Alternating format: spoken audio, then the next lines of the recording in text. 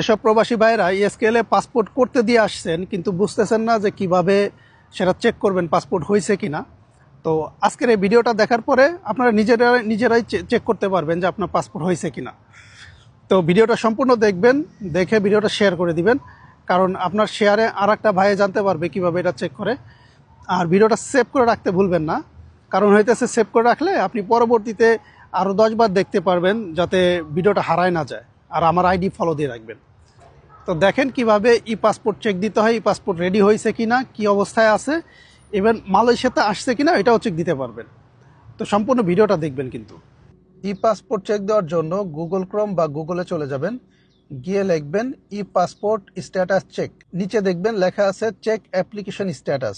সেখানে চাপ দেওয়ার পরে এরকম একটা জায়গা আসবে, এখানে দেখবেন অ্যাপ্লিকেশন আইডি লেখা আছে। অ্যাপ্লিকেশন আইডির জায়গায় আপনার যে পাসপোর্টের যে ডেলিভারি ফর্ম আছে ওইটার মধ্যে যে উপরে কোনার মধ্যে যে 5004 দিয়ে একটা নাম্বার লেখা আছে, ওই নাম্বারটা লিখে দিবেন। এই নাম্বারটা লেখার পরে নিচে দেখবেন যে জন্ম তারিখের একটা ঘর আছে, ওইখানে জন্ম তারিখটা ফিল আপ করবেন। ওইটা ফিল আপ করার পরে নিচে একটা দেখবেন যে একটা চার কোণা একটা ঘর আছে, ওইখানে চাপ দিবেন। ওইখানে চাপ দেওয়ার পরে নিচে চেকে ক্লিক করলেই আপনার উপরের দিকে গেলে দেখতে পারবেন যে আপনার পাসপোর্টের স্ট্যাটাস শো করতেছে।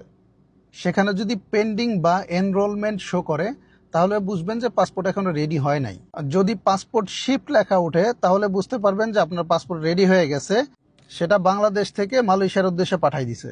এবার কাজ হচ্ছে এটা চেক করা যে কি পাসপোর্টটা কি মালয়েশিয়াতে এসে পৌঁছাইছে নাকি। সেটা করার জন্য আবারও চলে যাবেন সেই গুগলে, গিয়ে সার্চ করবেন অ্যাপয়েন্টমেন্ট BDHCKL। এটা লিখে সার্চ করার পরে নিচে দেখবেন BDHCKL অ্যাপয়েন্টমেন্ট লেখা আসবে, ওইখানে ক্লিক করবেন। তো এইখানে ক্লিক করার পরে ভিতরে যাবেন, ভিতরে যাওয়ার পরে দেখবেন যে এখানে ডেলিভারি স্লিপ নাম্বার বলে একটা জায়গা আছে, ওইখানে আপনার ওই ডেলিভারি স্লিপ নাম্বারটা দিয়ে দিবেন। কিন্তু এইখানে দেখবেন ওই যে মাঝে একটা যে দাগ আছে না, ওই দাগটা উঠাই দিতে হবে। এরপরে ওই সার্চ বাটনে ক্লিক করার পরে যদি এমন সরি লেখা উঠে তাহলে বুঝবেন যে আপনার পাসপোর্ট এখনো মালয়েশিয়াতে পৌঁছায়নি। আর যদি নিচের ঘরে এমন নাম শো করে তাহলে বুঝবেন যে পাসপোর্টটা রেডি হয়েছে, বাংলাদেশ হাই কমিশনে চলে আসছে, আপনি সেটা কালেক্ট করতে পারবেন। আশা করি এই ভিডিওটা প্রবাসী ভাইদের অনেক কাজে আসবে। তো এরপর আর একটা ভিডিও করব আপনার কিভাবে পোস্টলাজুর মাধ্যমে পাসপোর্ট নেবেন।